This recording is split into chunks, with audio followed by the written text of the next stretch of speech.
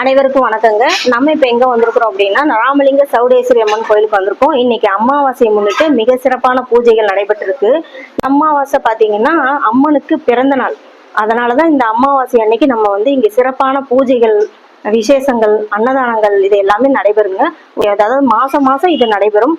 அதே போல ஆடி ஆடி மாதம் அப்படிங்கும்போது வெள்ளிக்கிழமையுமே மிக அற்புதமான அலங்காரங்களோட ஊஞ்சல் விசேஷம்.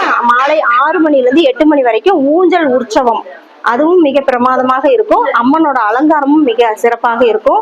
அனைவருமே வாங்க. இங்க மிக முக்கியமான நிகழ்வு பாத்தீங்கன்னா ஆடி பூரம்.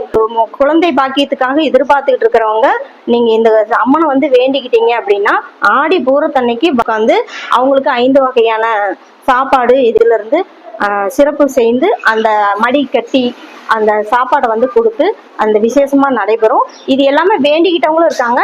இதுல சிறப்பான ஒரு விஷயம் என்னன்னா, என்னுடைய பொண்ணுக்காகவும் நான் இங்க வேண்டியிருந்தேன். அடுத்த வருஷமே அந்த பொண்ணு மாசம் பிரெக்னண்டா இருந்தாங்க.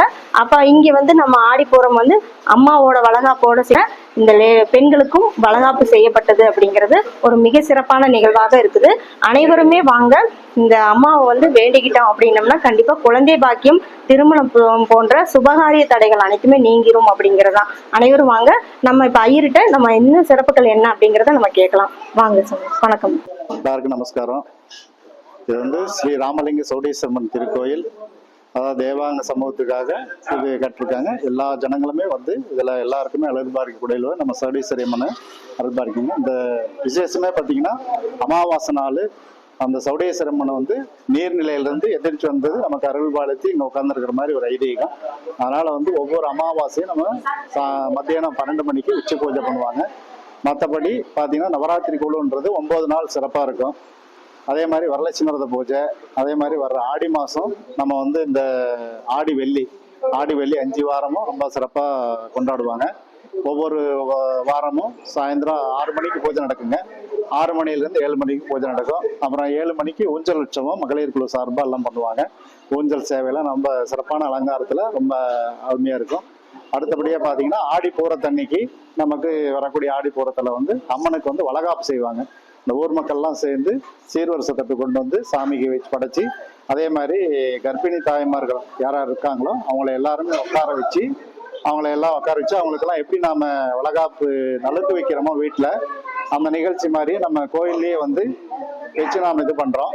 அதே மாதிரி குழந்தை பாக்கியம் இல்லாதவங்க, தடைப்பட்டிருக்கிறவங்க, இது எல்லாத்துக்குமே அவங்களுக்கும் சிறப்பு பிரசாதமா அம்மனுக்கு மடிக்கட்டின பிரசாதத்தை அவங்களுக்கு பிரசாதமா கொடுத்து அது மாதிரி நிறைய பேருக்கு போன வருஷம் இது பண்ணதுலேயே இப்போ 5 பேருக்கு இந்த வருஷத்துல குழந்தையா இருக்குது. அது மாதிரி நிறைய ஒவ்வொரு வருஷமும் பார்த்தீங்கன்னா இப்போ 2 வருஷமா பண்றோம்.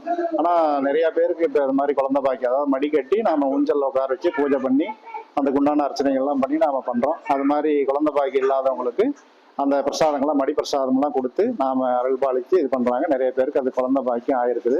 நிறைய ஊர்ல இருந்து இதுக்கு வர்றாங்க. ரொம்ப சிறப்பான இருக்கும். நவராத்திரி குழு பண்டிகை மாதிரி நம்ம 9 நாள் நவராத்திரி குழு இருந்து 10வது நாள் சௌடேஸ்வரி அம்மன் நம்ம பாரதி நகர் பால்வாடி கிட்ட இருக்கிற நீர்நிலையில இருந்து சக்தி அழைப்பா கொண்டு வருவாங்க. சக்தி அழைப்பு நிகழ்ச்சி. அதே மாதிரி சப்பரத்துல விஜயதசமி அன்னைக்கு சாமி ஊர்வலம் வருங்க.